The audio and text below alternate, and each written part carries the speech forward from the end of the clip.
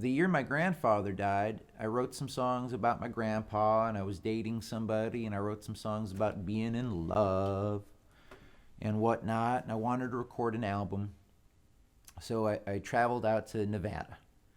And in my van, in a whatever, not a duffel bag, but like a backpack, I had a little bag that had a little marijuana in it and something called psilocybin. Like, if you've ever tripped on magic mushrooms, it's a psychedelic. And there was a little bag in my backpack that had the remnants of that in there. It wound up weighing less than a gram. It was like 0.98 grams. And I started, after I recorded the album in 1998, October of 1998. My grandfather had died in April. I was driving back to Buffalo, New York, and I had this crazy thing. I passed so many gas stations, and I was 13 hours into the drive, and I noticed, wow, I'm getting low on gas, and I'm like, why didn't I stop for gas? And I'm freaking out, and I'm like, my body was shutting down. I was extended, right? Like I was at just the edge of my nerves. My vehicle's about to run out of gas. I don't know why I passed the last gas station without gassing up. I get off the highway into total darkness. In frustration, I punch my steering column and the horn jams. So now I'm 13 hours into this drive, low on gas, and my horn is blaring. I pull into a gas station, and it's like 9:30 at night Colorado time.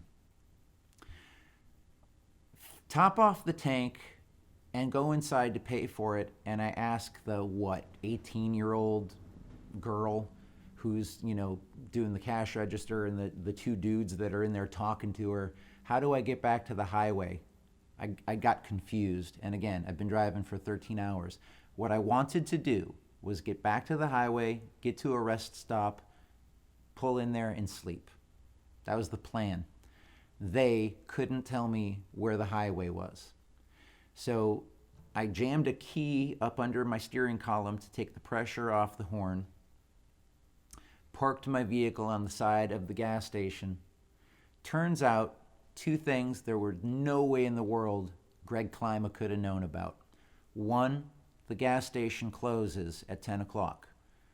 Two, that gas station had been robbed twice in the past month. So the police were surveilling it. So I've got New York State plates at the time. I just drove 13 hours from Nevada. I'm parked on the side of the gas station that closed half hour ago, and my hair was down to my shoulders. I'm wearing a leather jacket and sandals, and I'm curled up in my van. Guy starts flashing a light through the window on my face, dancing it, and my eyes are like, I wake up, like, what is this? What's going on? Raps on the window. I open the door, and one thing leads to another, and basically, like, he asked me if he could search my vehicle, and I told him he may not search my vehicle. And when he asked me why he may not search my vehicle, I told him I felt like I had amendment rights that protected me against unlawful searches and seizures of my vehicle. Like, I just stood on the principle of, like, you're not allowed to, And he showed me what your First Amendment rights and Second and Fourth and whatever, like, you want to tell me about your rights?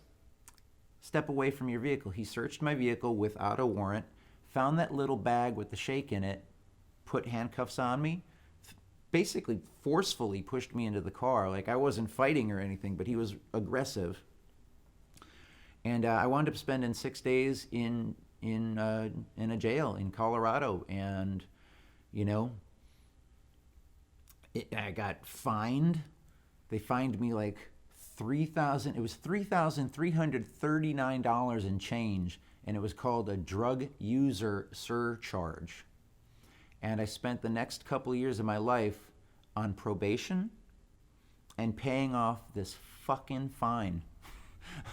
Like, talking about it right now, I'm actually like 20 years removed from this. It still upsets me profoundly, because I had just recorded an album. My grandfather died 6 months earlier.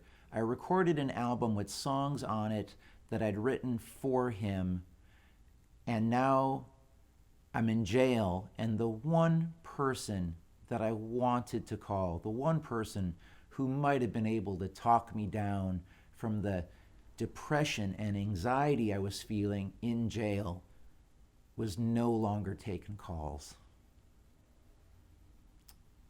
Still upsets me. So anyway, I spent the next couple of years paying off that fine. And the day I got it paid off, I was on tour in Lafayette, Indiana, and I felt lighter than the air. I wasn't even walking at that point. I was just floating through this little town. And as I floated past this music store, I thought, man, oh man, I want to play guitar right now. I want to play guitar. And I'm still like a mile away from where I'm staying on this float back to the crash pad. So I walk into that music store and I'm looking at the guitars they have on the wall. And it's all student model Gibsons and Yamahas.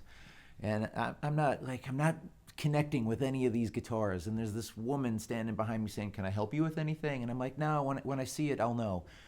And she's like just relentless, like, "Well, you just let me know if I can help you with anything." I'm like, honest, if I need you, I'll let you know. Look, like I'm not even looking at her. I'm just like, I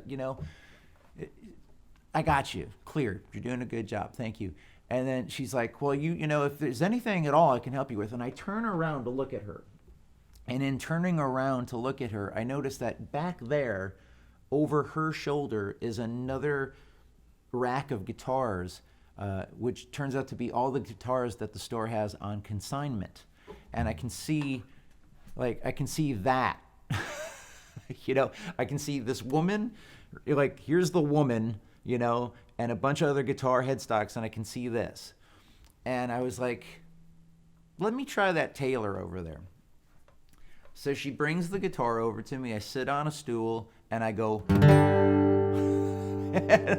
my ears are like, does this sound as good as I think it sounds? I'm like, holy shit. I had a buddy living in Lafayette, Indiana at the time. For all I know, he's still there. We haven't connected in years, but I reached out to this guy, Michael Kelsey, fantastic guitar player.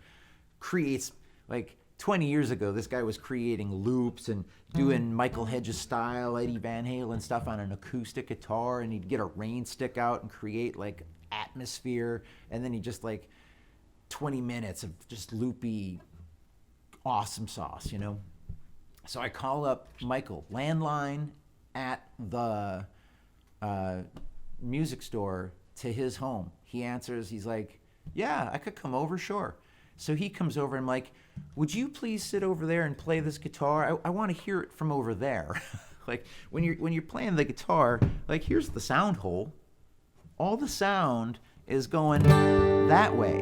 I'm hearing that back here. I always hear it back here. It's not like I turn it around this way and do that. It sounds different back here.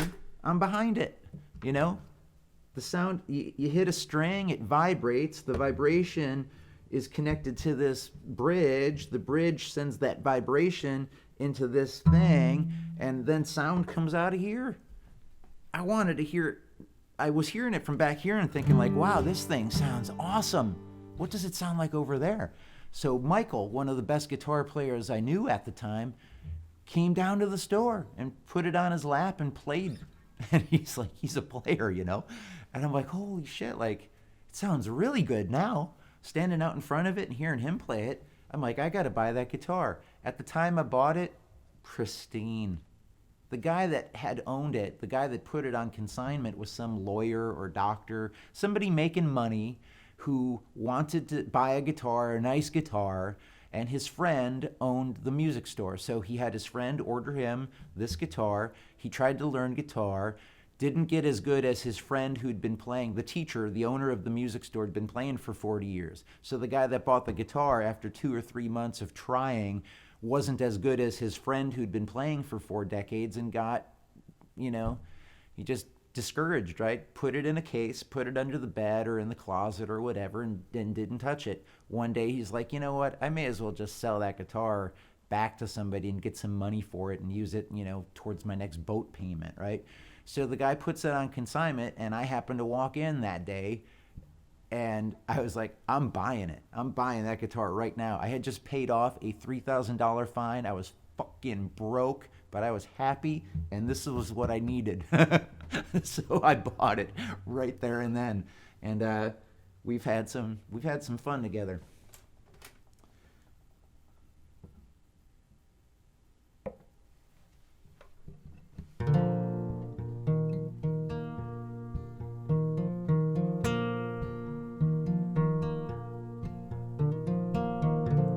My old guitar and me,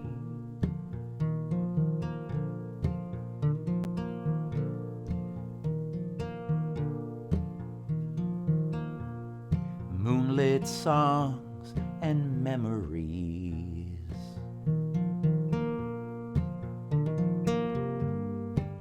After all this time, so many near miss rhymes.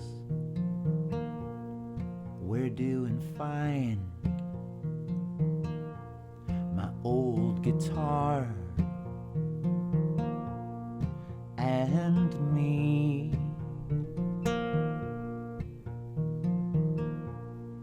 Thought we'd go farther, whatever that means.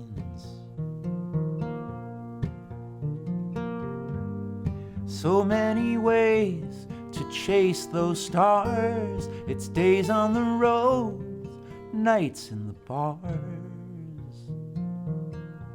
where we got played.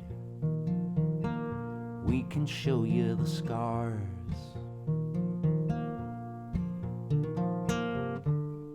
We've been together so long, we're family now. We know our song when it plays. See this world in different ways.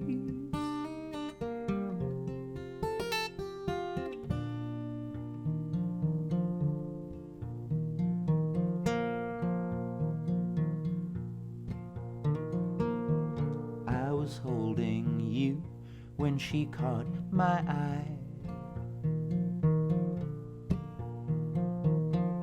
And I turned to you when she said goodbye.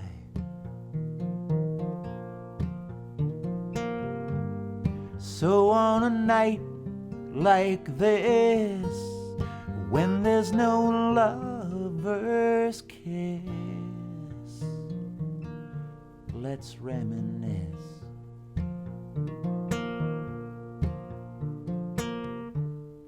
We've been together so long, we're family now. We know our song when it plays. See this world in different ways.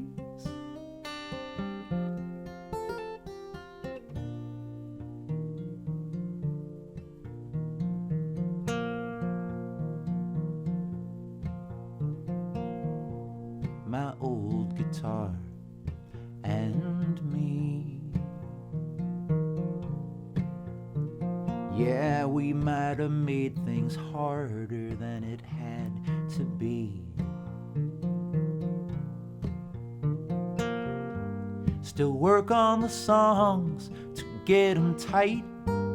Might even try this one tonight, if it's feeling right. And it always feels right. My old guitar